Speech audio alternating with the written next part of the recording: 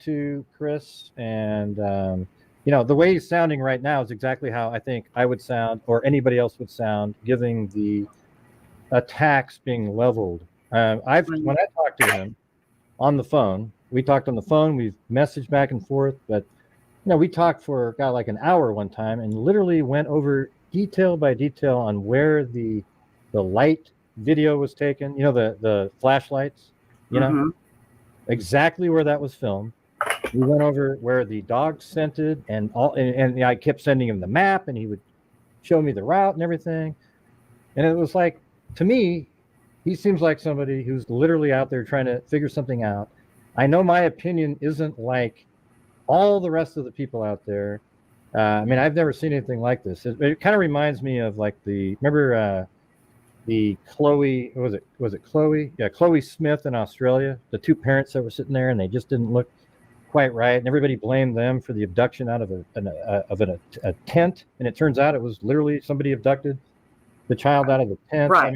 There's just so many cases like this, and all I'm saying is, when I've talked to Chris Proudfoot, I have never seen anything that he said in any of the interviews where I went, wow, this guy, wow, he must have something to do with it.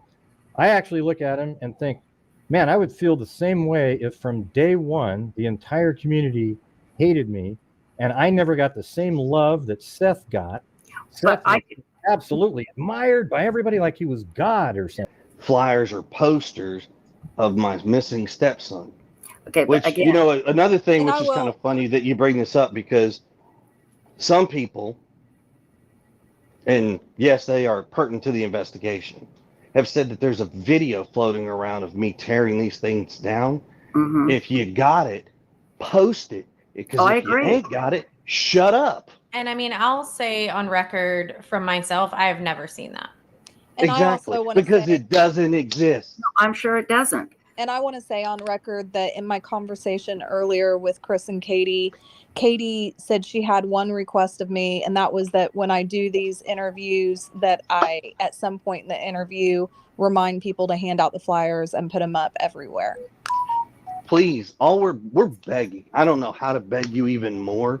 I don't know what it's going to take for America, the world, whoever, to understand. We are begging you to hang posters, talk to whomever, spread the words, keep your eyes open, and when you find something, don't wait 2 weeks to make a report. Because let me tell you something, that's what's been going on. Some of the leads that are coming in are 2 and 3 weeks old. Instead of when you see something, you pick up the phone immediately and you call the cops. Yeah. Don't call your best friend and say, hey, I think I've seen this kid. Don't call these investigators. No offense, Chloe and Heather. You don't call them first. You don't call Seth. You don't call anybody but law enforcement only, and make your report immediately. Gray asked, why is Seth being treated so different? Because of how Chris came on and became so angry and did what you did tonight, Chris. You've done this before. And I think that's why. And Seth didn't.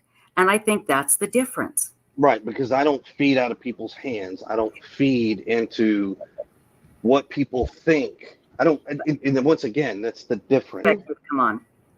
But I think the way he was just talking a minute ago, to me, it sounded normal, given the fact that the 90% of the chat is just trashing him. No, that's not true. That is not true. We are kicking people out. I can see it right now. No, I know you're kicking him out, but I keep seeing comment after comment after comment after comment that are really suspicious and like, Gray, just close the chat. I'm not even. Yeah, like you had somebody in the chat that literally asked the question: was Katie arrested at 19 for an incident? Like, I'm sorry, but once again, this goes right back to none of that has anything to do with Sebastian. Okay. Yeah, Matt. I'm not trying to create anything.